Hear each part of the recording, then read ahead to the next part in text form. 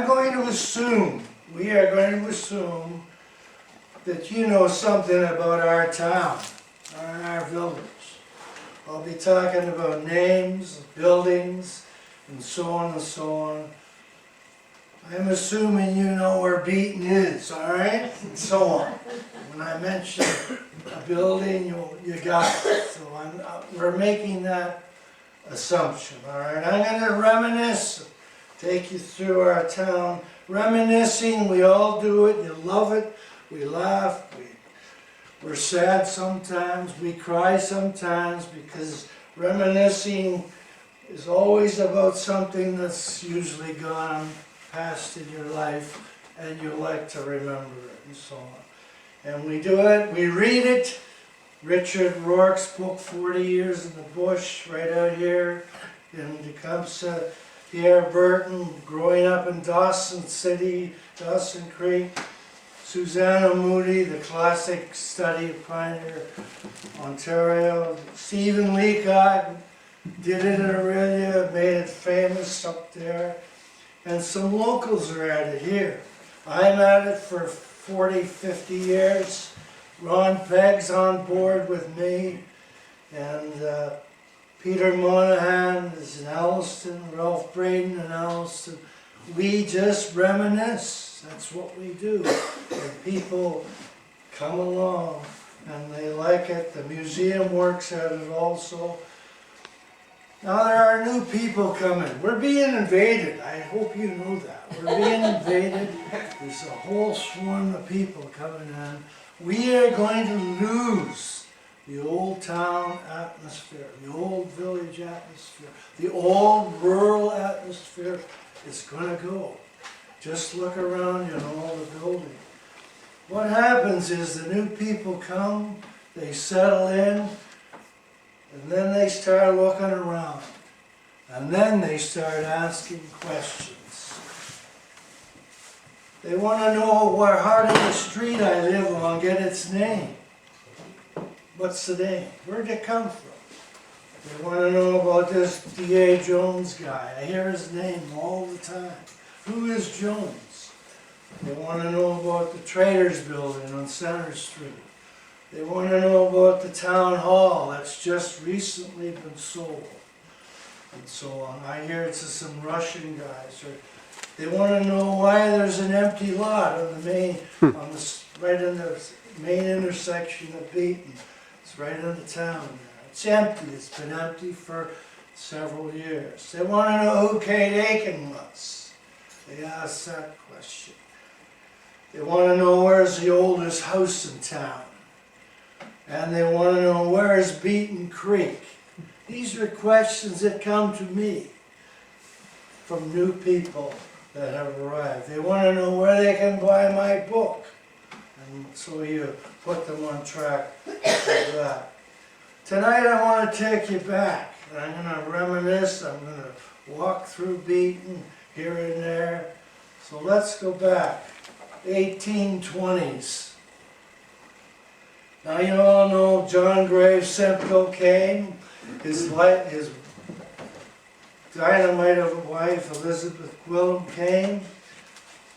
He came to Niagara-on-the-Lake, and it started there, and he didn't like it there because it was too close to the Americans. You can see them across the river.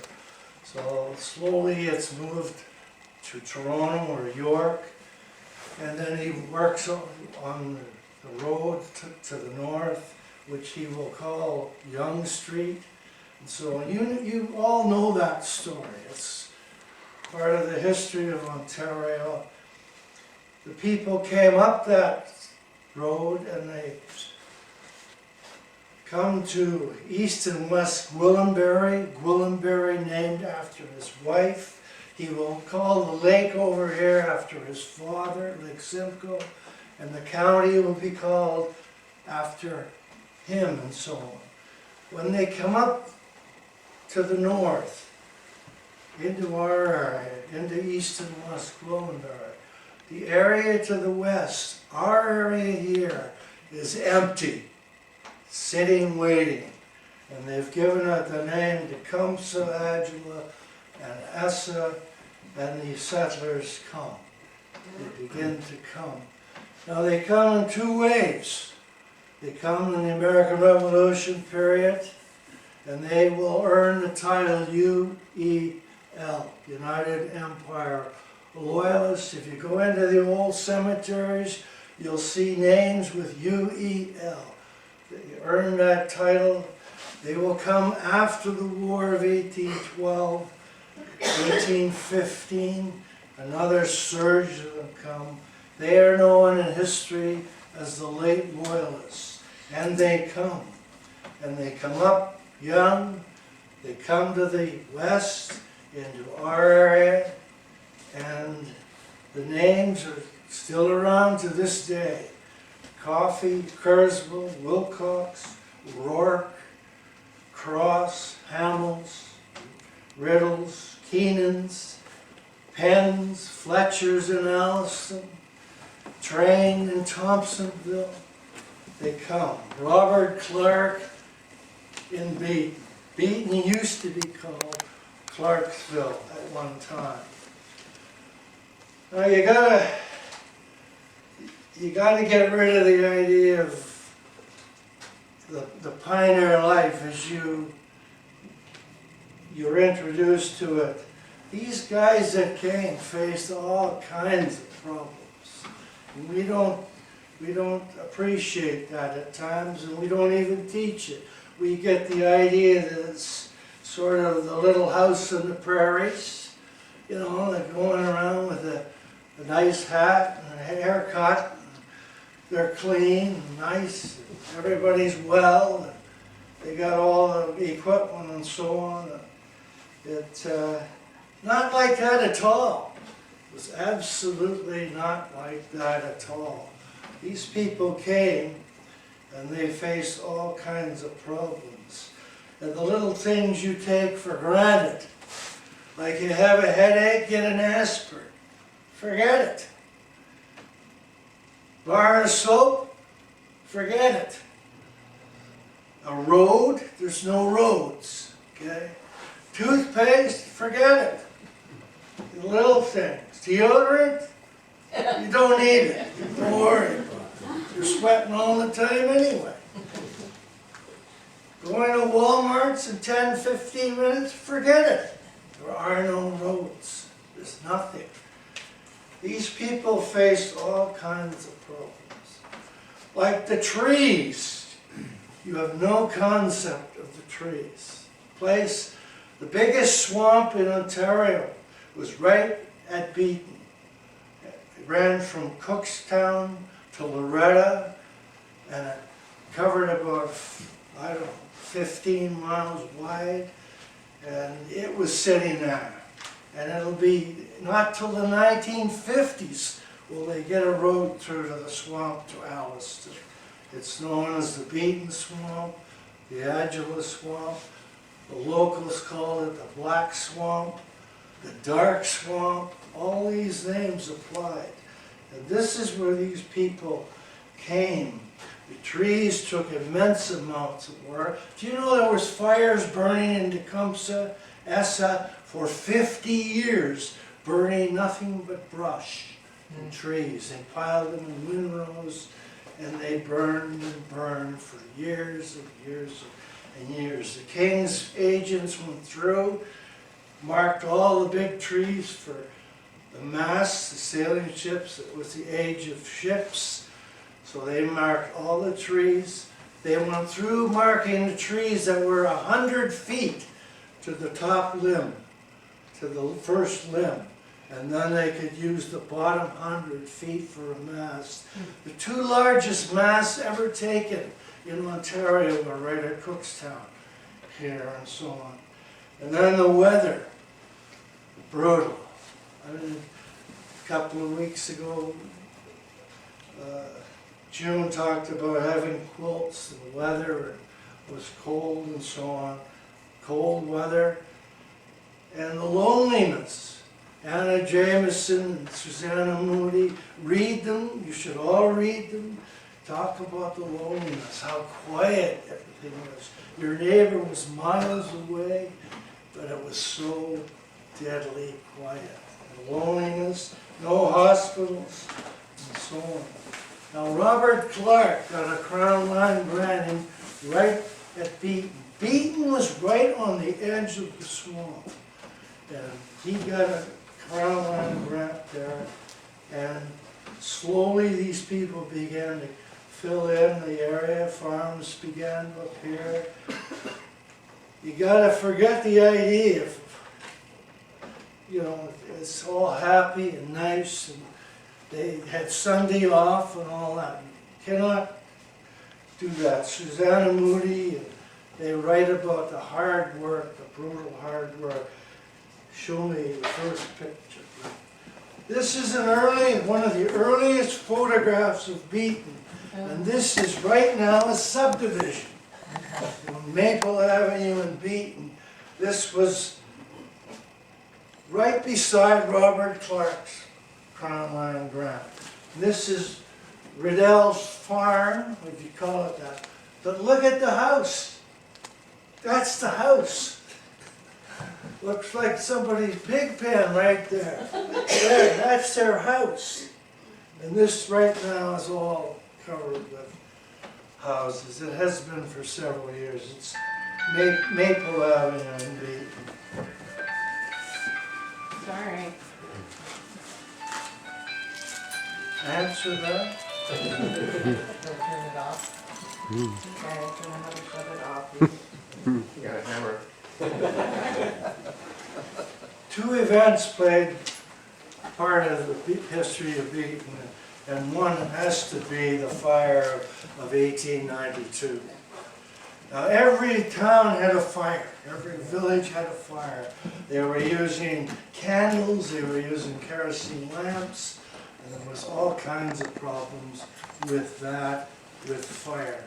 And the fire got loose in Beeton in 1892, destroyed the whole town. But it happened in Alliston and Cookstown, in Ballycroy. 3 girls got trapped upstairs and got burned to death. Every village and town had a fire.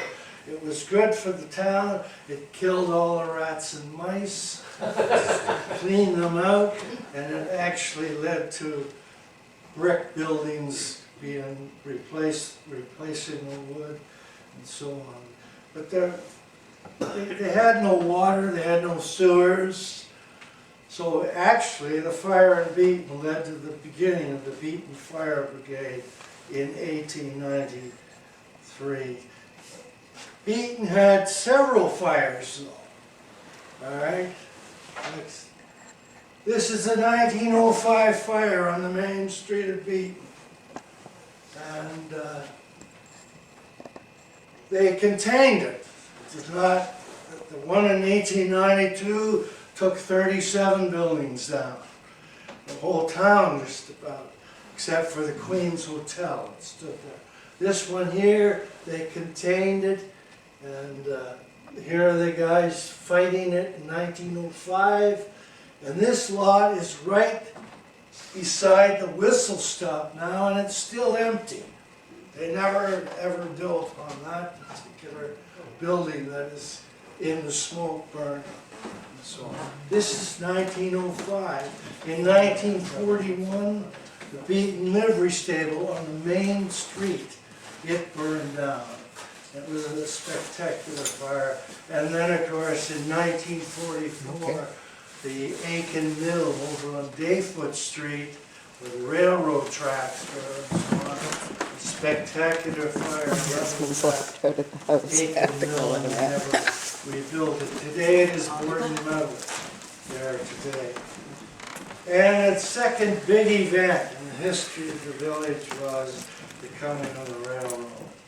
You have no idea of the wheeling dealing that went on to get that railroad to our town.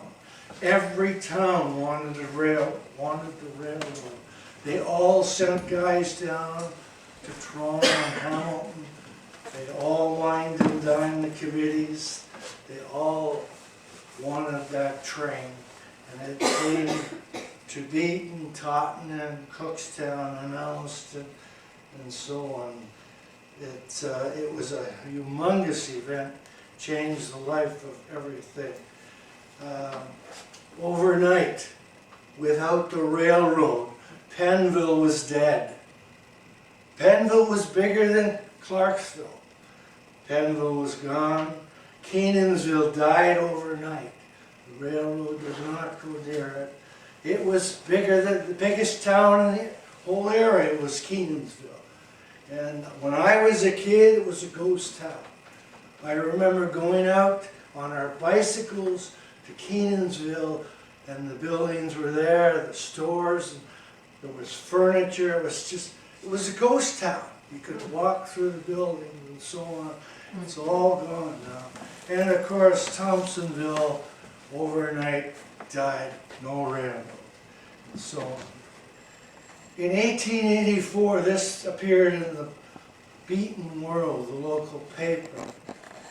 I regret to chronicle the death of our beloved town, Thompsonville.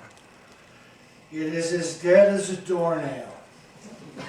And as Dr. Tamaj says, that is the deadliest thing in history, though perhaps he never heard of Tottenham. Cute shot. Beaton and Clarksville was self-sufficient. Everybody worked within the area. Like, I can remember Alan Anderson used to belong here. I can remember he went to Toronto to work by train a couple of times a week down to the CBC or wherever he worked. But it was so incredible that the guy would go to Toronto. Red Craven drove his car to Alliston to work in McVitie's. He put International Harvester equipment to work, and Red drove over there every day. Imagine driving to Alliston. Incredible. And I remember things like that because we used to hook a ride back from Alliston with Red. When we went to the show, we hitchhiked over, and he drove us home. All right. Two other things dominated the lives of people in Beaton, and one has to be the Fall Fair.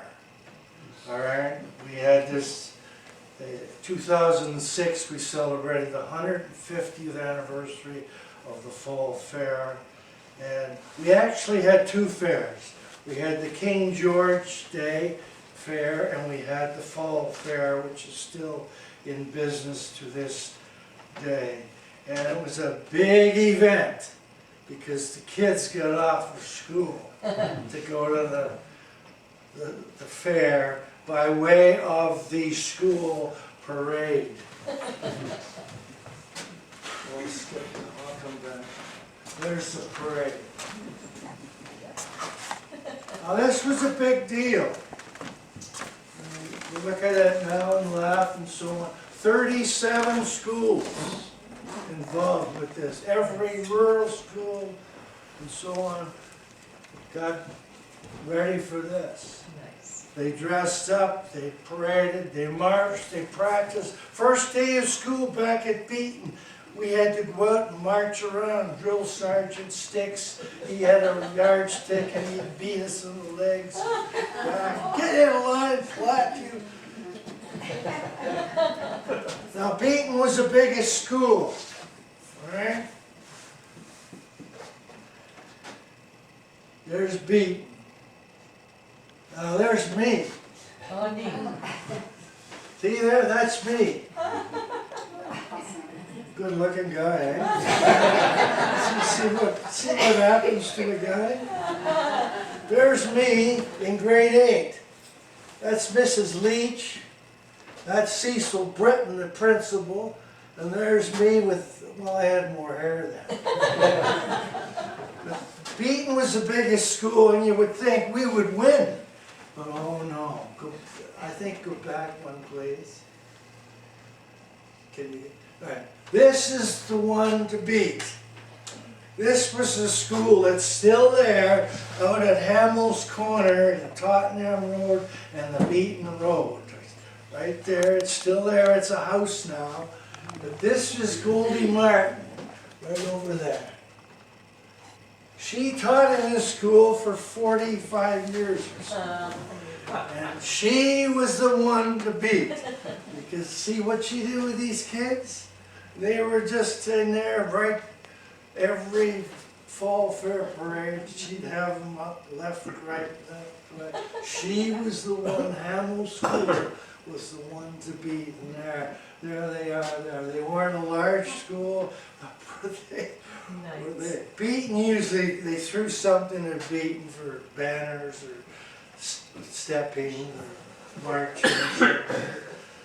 Anyway, Goldie Martin lived with Strongs on Main Street, never married, taught school for years and years, 100 years and so on. There she is at the far end at the top. Anyway, okay. That's me, that's me. Here's one of the events at the fair every year was a hot topic, was the tug of war. And this is 1890, this picture, and this is Tottenham taking on Beaton. Now what we did in 2006, we expanded everything, we recreated the tug of war. So we had Tottenham Fire Department take on Beaton Fire Department, and something like that, all right? But we also had the parade. Now the parade had, last year was in business, had around 37, 40 schools. Well, in 2006, we got 19 schools out to participate in the parade. And some of them had two people, and most of them made a banner of some sort, and a lot of them couldn't walk. So we had to provide farm wagons with tractors to pull the people that couldn't make the walk up the main street. It was an absolute success because everybody was so pleased to be reminiscing. And the parade, they got dressed up and screaming and yelling, and some had music and so on, and we did this here.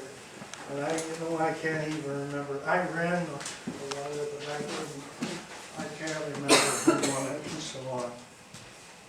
But the Beaton tug of war was a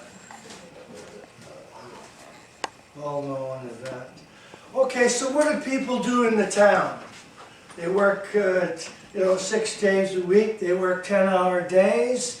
They make peanuts. But so what did they do with themselves, other than go to the fair once a year, or King George celebration, and so on? Well, there were always church. They could go to church and socialize at the church. There were 3 of them, and then Tottenham had called in the big Catholic church. You could play lacrosse. I can remember lacrosse when I was a young boy. You could, if you were a junior, you joined the Busy Bees lacrosse team. If you were a senior, you were a Blizzard, Beaton Blizzards. And this game was played in Beaton until the 1940s. You could become an ice skater. Now in those days they raced. And I knew old gentlemen there that had the big long blades and tube skates and so on. Dan Watson, Beaton's grand old man, in 1885 he was on the train to Hamilton to speed skate, and he got second prize. In 1886 he went right back and he won the Gold Cup for speed skating. When I was a young lad, he was in the arena in Beaton, bobbing around with these blades, and I had never seen, they looked like swords, and he would be I would be hugging along the boards and trying to grope my way across the ice, and he'd come by, whoosh, whoosh, whoosh, get off the boards, get off the boards. He'd be yelling. In those days, we'd come down to the flats north of Beeton, and we could skate from Beaton right out to 15 Side Road. Miles and miles you could skate because it was part of the swamp and it was flooded. The only thing you had to be careful was bull rushes and so on. You could join a band. Here's the band, Beaton Band, in front of the Queen's Hotel. Now this is the empty lot today on Main Street. This hotel was the finest in Ontario at one time. And when I was a kid, it was a boarding house. But at one time, this was a palace. It had everything, the brass railed bars, mirrors, apartments, you name it. Second floor up there where the balcony is, that was the viewing room. And the salesmen used to come in on the train. They were called trunk men. And the trunk men would come and sell their wares up in the rooms upstairs on the second floor. This is the Beaton Band here. Is there another? There it is there. Now this was a popular source of recreation. They fought to get in it. 1928, they went to the Canadian National Exhibition and won the first prize for their band work and so on. But,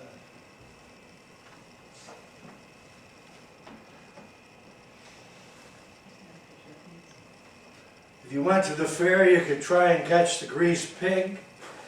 They had a corral made up, and I don't know how much of a sport this is, but it was very popular. They'd grease a pig up and throw it in with a bunch of others. The deal was to try and catch this pig. The public loved it, but the churches totally screamed about it, and they called it frivolous waste of time. Elections were hot. I mean, today, you know, do we vote? Popular all the time, elections. Now, in those days, Beeton, Tottenham, Alliston, they had their own election, and they had their own reeve, they had their own councilman. Beeton had a reeve and 4 councilmen, and they ran an election, and it got hot and heavy, I'll tell you. There was some wild and woolly meetings in the time. In the 19th century, there'd be fist fights and free drinks. It was wild and woolly. Your father might go to a political meeting and come home with a black eye. If he was a candidate, he might have 2 black eyes. It went on and on. I can remember some of the elections. The Lily McKelvey's my father-in-law. He ran as a reeve for several years. Anyway, McKelvey and Lily fight. 1946 was hot and woolly, and it was so close that they had a recount and so on. And Doc won it by 1 vote, so they were still not happy. Anyway, but there's a record in Beaton politics that'll never be beat. John Carlton, who was a merchant on Main Street in Beaton, he won the reeveship of Beaton 19 times. It's incredible. Just think about that. Okay, every year we had a big event. Okay, we had the fair in King George, and tug of wars and this and that. But every year, a big event, and the women all got excited, and the men got excited because it was the annual millinery show. And it came to town in the spring. It was held at the Queen's Hotel. And here's why the men were all excited. These are Toronto babes. And they come up by train, and they were here for several days making hats. Hats then were big business, okay? You remember you wearing bandanas? Everyone wore bandanas when in the 50s. Well, hats were big business. Kate Aiken in her book writes this: these city girls, their clothes were so much smarter. Their whole deportment so much more elegant. Their devastating effect on the men so pronounced. Guys, but they stayed in the Queens and they worked out of the shop's second floor, the display area, and the guys would be trying to get into the Queens Hotel because it was downstairs, it was wet, and they were drinking, and they'd try and get upstairs, and so on and so on. Anyway, these women came and they made the hats for several days, and then they displayed them and marched around. The guys went wild. It was, one of the big events. And don't laugh, because in 1881, in one day they sold 313 hats. Oh, wow. In one day. So it's a big business at that time. Beeton had a bowling alley. Beeton had an oyster parlor, by the way. Go in and slop up the oysters. But they had a bowling alley. It was behind the barber shop, Lewis Coburn's barber shop on Main Street. 3 lanes, and 10 pins. They hung on leather straps, so when the ball hit them, they would bounce around, and then they'd swing back, and so on and so on. You could join a croquet club. That was exciting. And Kate Aiken makes fun of it here. She writes about the summer game of skill struck Beaton all the force of a hurricane. You know the game, when you hit a ball, look forward, so on. I don't know whether they even play it now, but it was played in the evenings on the lawns, and people moved around, and they had trophies and so on. In the summer months, violent battles were fought and won. Kate Aiken writes about this. One of the things in Beaton that came out of the Civil War in the United States, General Abner Doubleday, his men they weren't fighting all the time. That's another myth, that they're always fighting. And there were weeks and months that they did nothing. So they were laying about doing nothing, if they had liquor, they would drink. Doubleday brought out a game called baseball. You know the story here, I'm sure.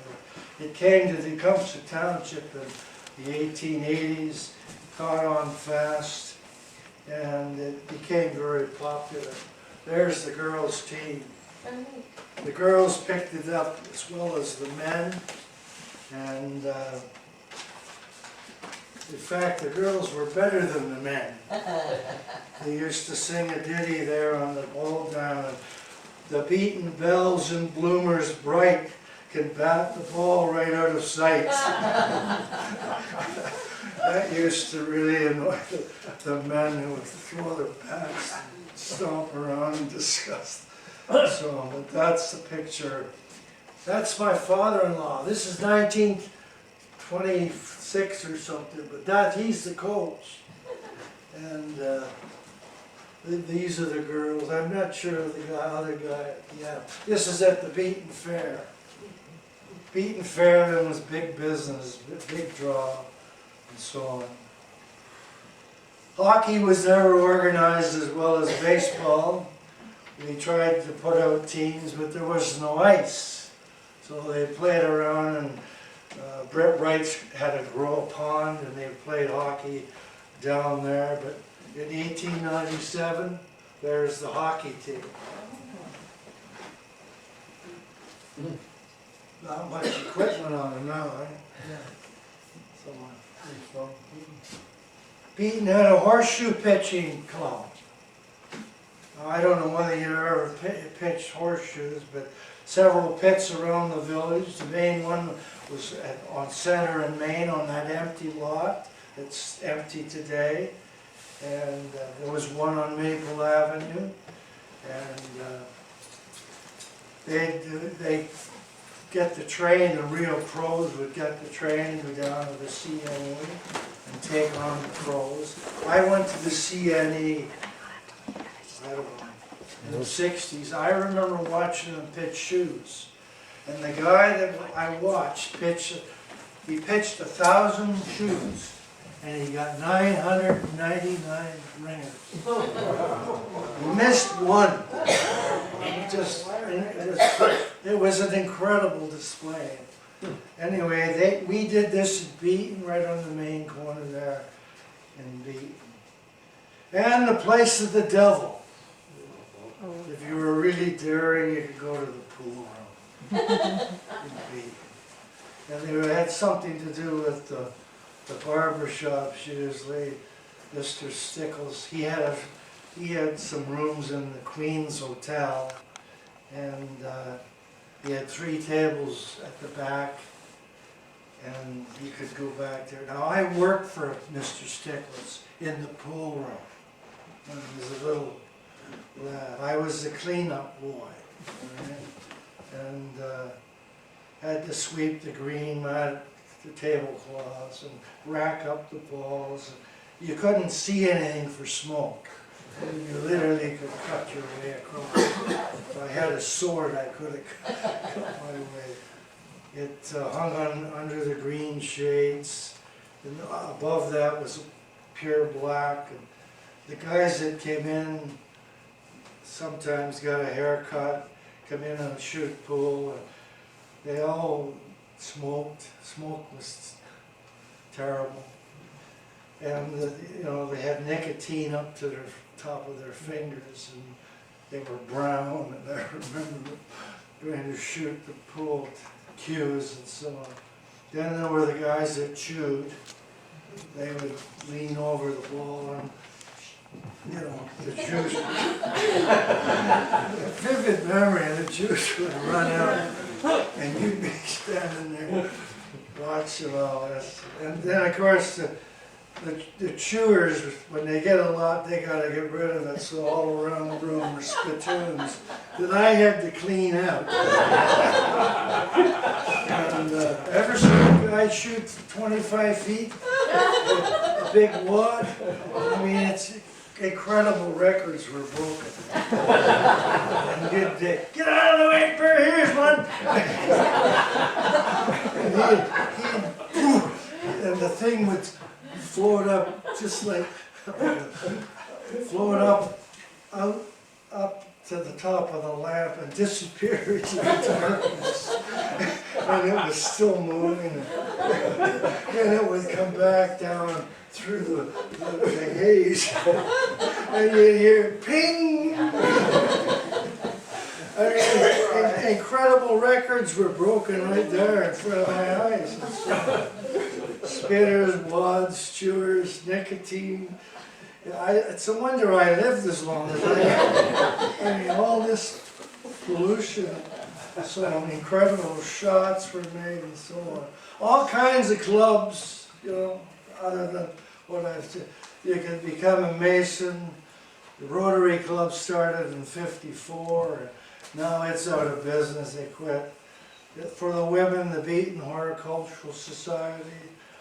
The Orange Lodge was big business for years and years, and now it's somebody's private house. It's gone. Women's Institute, Kate Aiken's baby, started with the motto Home and Country. Lawn bowling was big business in Beaton. Susan's in charge of that to this day. In 1886, a small advertisement appeared in the paper. It had announced a meeting was going to take place at 8 p.m. and it was to be the first meeting of the Beaton Mechanics Institute. Oh, wow. All right. Now this was a name. Everyone was talking. What's this mean? It sounds like you're going to repair a tractor or something. It's a name for the library. That's right. Okay, this is what they called the library. Anyway, the library formed, and it's still there, still in business. Cost $1 a year to join the library back then, and then they started to buy a few books and so on. I can remember the library in Beaton had maybe 20 books when I was a kid. You'd go in, and I remember looking for a book. And my mother said, go and look in the library.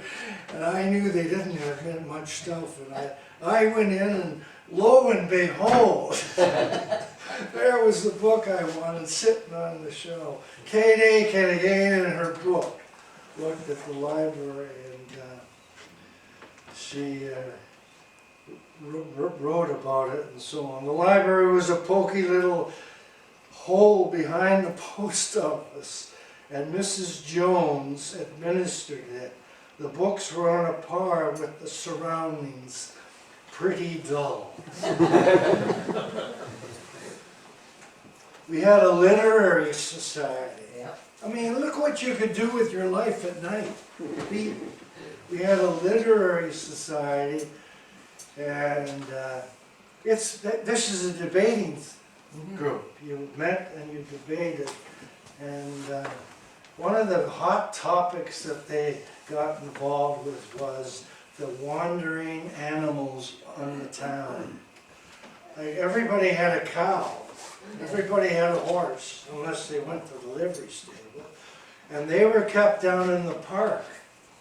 Now the park wasn't there then, but it was a big pasture, so it was the town common.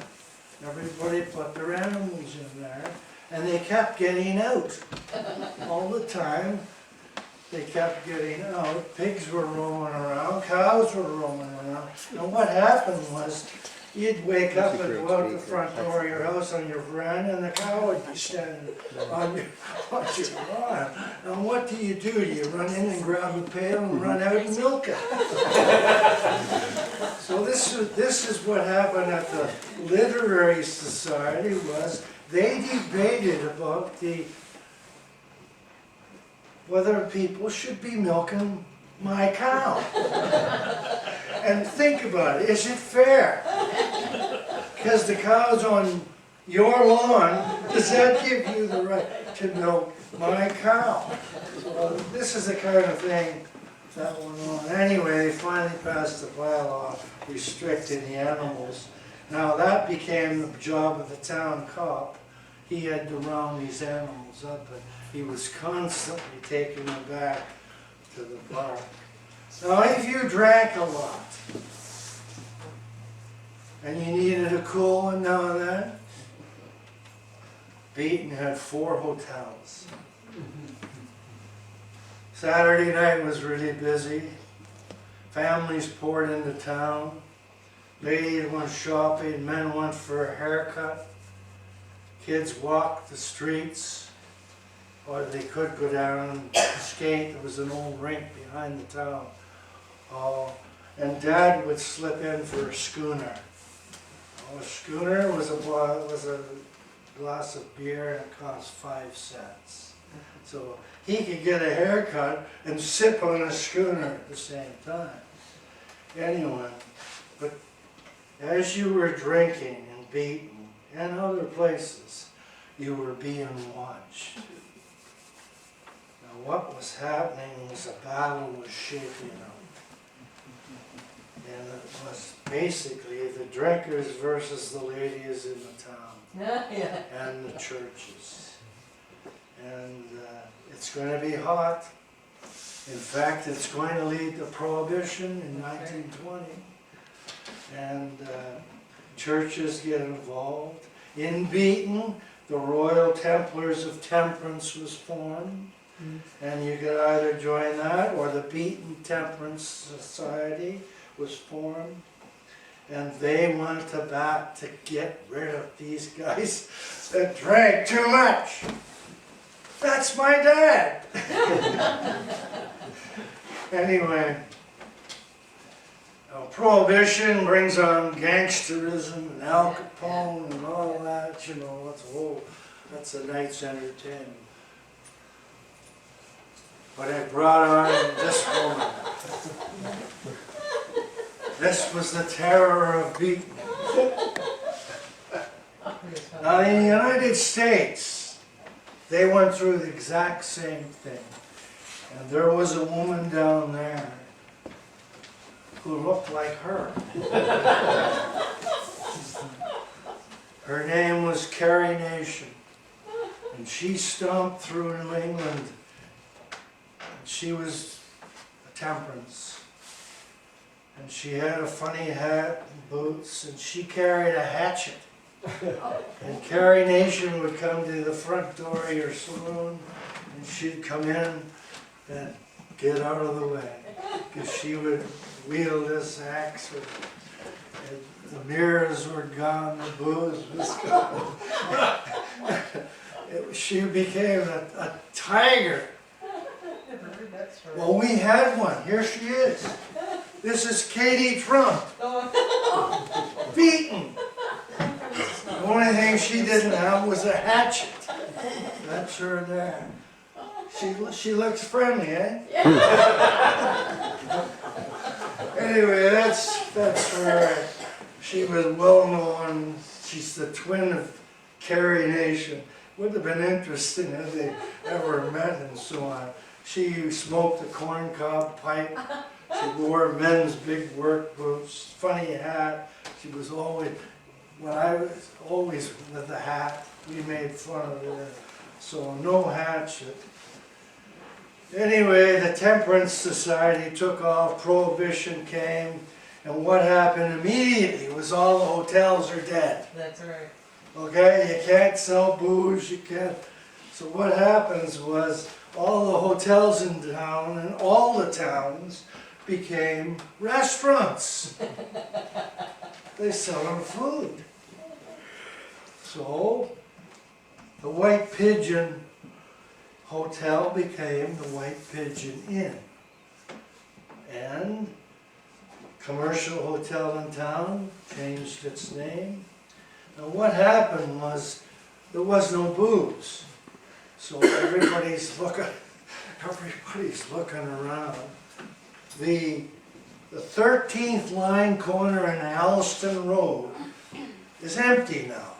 But at one time it had an old shack there called the White Dog Inn. And during Prohibition it was a bootlegger. He was the most popular guy in the area. They all went, everyone going to Alston stopped at the White Dog Inn. And the bootleggers did well, the hotels did not. Now in the area, during Prohibition, which lasted till 1933, the vets got booze, the dentists got booze, and the druggists got booze. So these guys are the most popular guys in town. Unless you went over to the 13th line and got it under the table, sort of thing. Anyway, my father-in-law was a vet, and he was out there during Prohibition. He had the most incredible stories about what farmers did to get a sip. One for the horse and one for me. And he was full of these wild stories and so on. All right, the most exclusive club in town, and then I'll leave you. Everyone wanted to be in this club. And the others were. The most exclusive club in town was a bunch of bachelors. And it's a Beaton Bachelors Club. And that's where they met. This was the White Pigeon Inn, a hotel, until Prohibition. Then it became a boarding house and a restaurant. And there it is. It's for sale, by the way, right now. Yeah. Tomorrow you can buy 15 rooms there. It's for sale right now. But this is Mrs. Creighton's boarding house, and this is where all the bachelors lived, and it was always full, and she took outsiders too during this, 15 rooms, a bed, a room, good meals, and even the top floor up there was a dance hall. So if you could get your girlfriend in, you could take her upstairs to dance. And so I get a meal and so on. Mrs. Creighton ran this place for years and years. And she had a helper named Georgina Riley. And her and Mrs. Riley worked there. We used to live right down the road from it. Walk by at night, you'd see 2 red embers burning. Georgina and Mrs. Creighton sat in the dark on the porch, smoking corncob pipes. You could see them, you know. Georgina Riley rang the bell in Beaton 4 times a day. She left this boarding house, went uptown, pulled the rope 4 times a day, and that was her part of this deal, and she helped Mrs. Creighton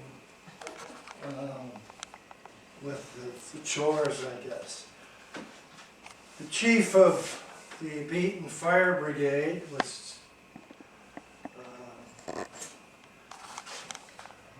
Gord Nickel.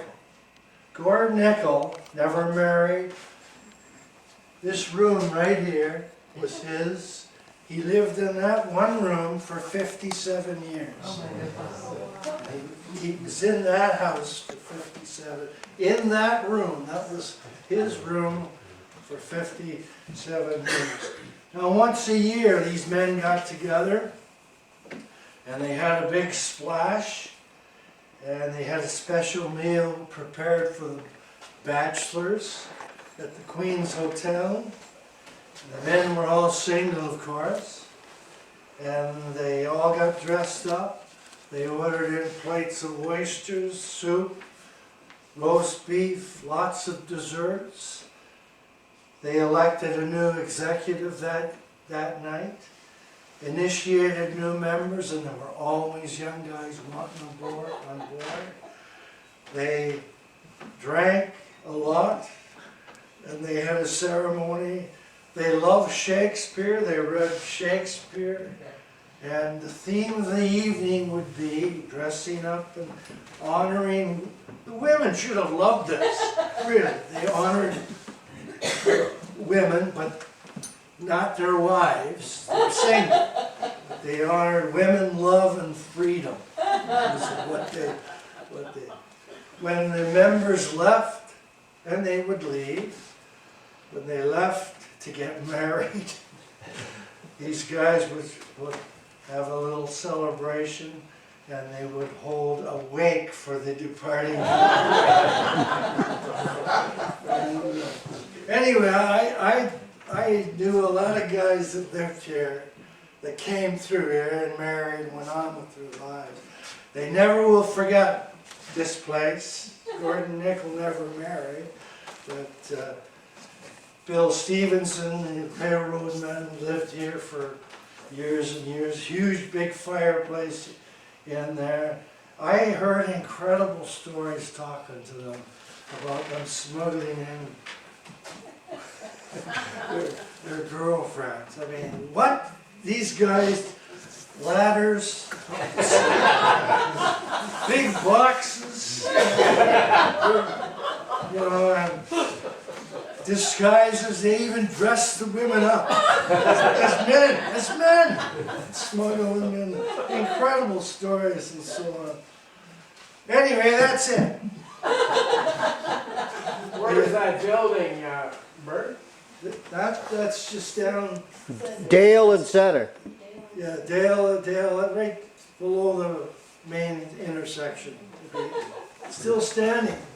Yeah, Still looks like that, actually. it does. That's the northeast.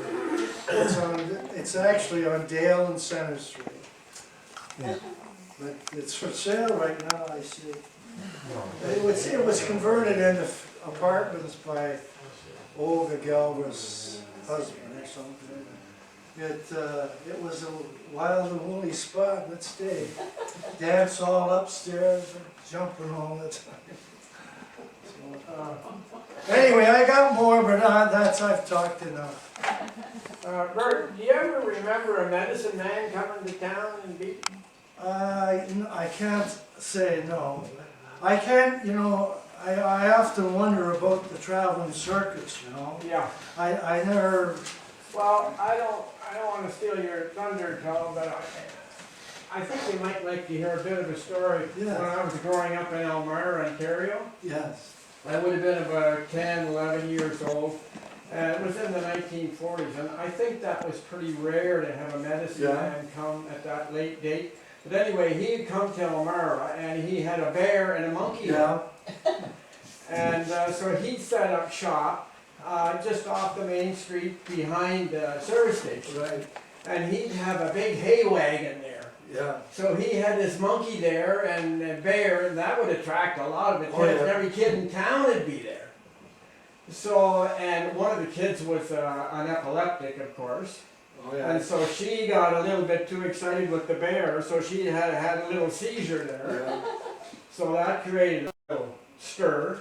Well, then finally he'd get up on the wagon and he'd get into his spiel about selling this yeah, liniment. And to augment the evening's entertainment, he showed cowboy movies. oh yeah, So this went on till about 12 o'clock. really, And here I was, about 10 or 11 years old, and of course I wasn't going anywhere as long as these cowboy movies were on. And so I did eventually get home, and I found out that all the police were looking for me. And but then after things settled down a bit, my dad said, I remember a medicine man when I was a kid. He came to Uxbridge. That's where my dad lived for a time. And he said this medicine man, he had movies that he showed. This would have been back in the 20s, I guess. yeah, And he had the movies, and what he would do is he'd take out teeth.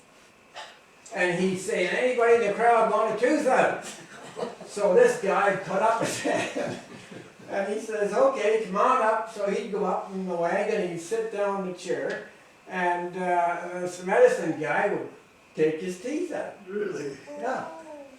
Talk about exciting entertainment. In a quiet little town like Beaton, have something like that happen? I don't know, I can't say I recall that, but, or a circus coming. I remember donkey baseball coming.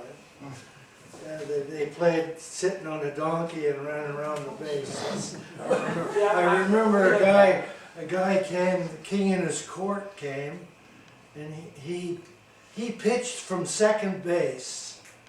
And the guy, he had a catcher, he pitched from second base, and he had two other guys out there, and nobody could go anywhere. And the guy struck out Wow.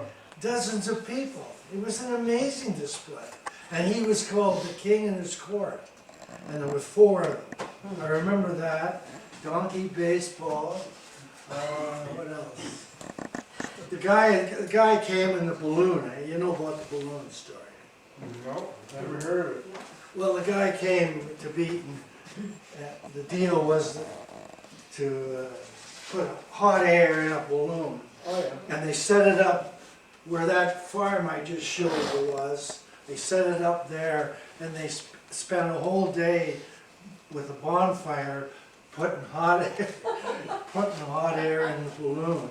And Gordon Nickel, who became the fire chief for years and lived on a boarding house, his job with his friends was to hold the balloon down by guide ropes, Yep. So they were around in a big circle holding this balloon, and as it got filled up, it became difficult, Anyway, then he had a little basket, and he was going to fly down to the park. That was the deal. He was going to lift off south of Main Street, lift off and fly across this town and village and go down into the park, and when the trees. Well, it got going, and a couple of the boys, I don't know what happened, but anyway, the thing started with the man in it, and he was called,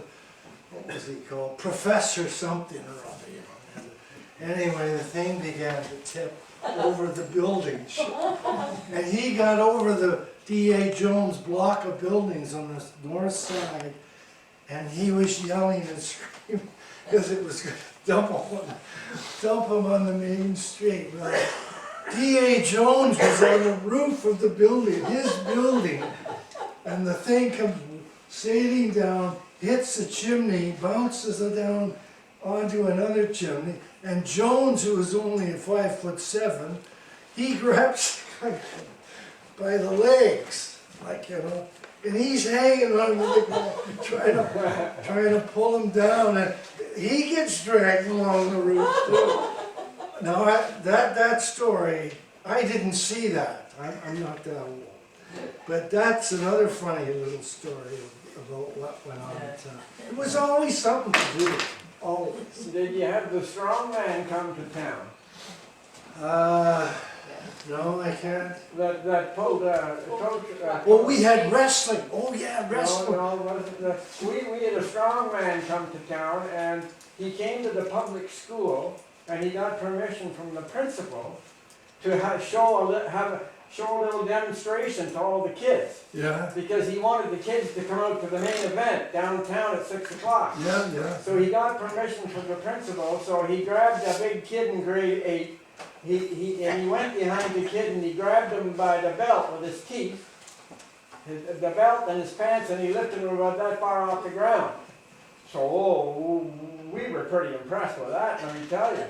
So at 6 o'clock, they got the town tow truck out and parked it down the main street. They put a rope on it about yay big, and he pulled the tow truck from a dead stop in his teeth. And then, of course, he passed the hat after. Is that why you became a dentist?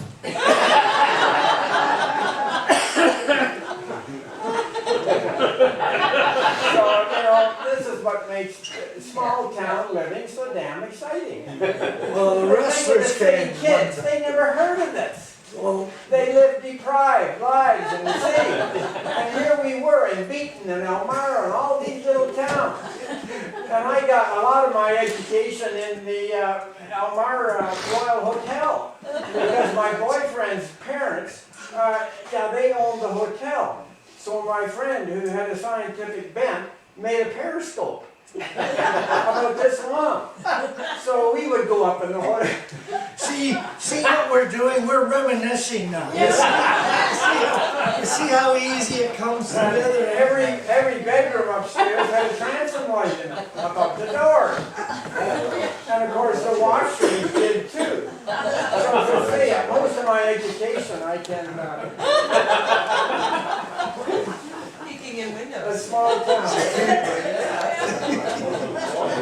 Thank you.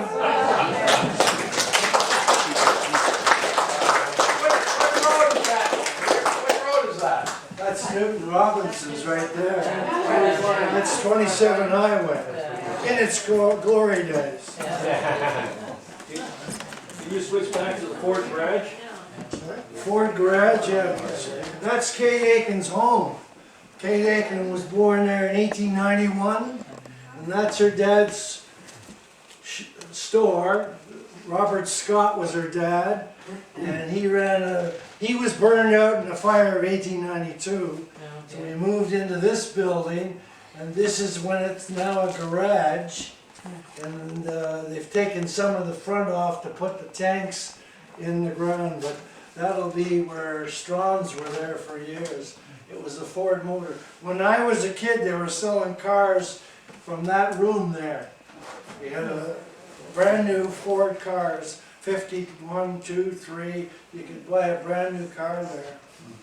And then Strawn's got rid of the Ford agency. Is that building still there? Yes, it's still there, but it's pretty rough shape. It's a pull downer, you know. But that's what Kate Aiken's, they talk about restoring it and so on, but Nobody knows who Kate Aiken is, just these people here. I know, I have her cookbook. Ronnie Pegg's book is out now, you can read about it. But this is where Maple Avenue is, right behind this building. And this is Riddell's farm back there. He was one of the first in the area, other than the Robert Clark.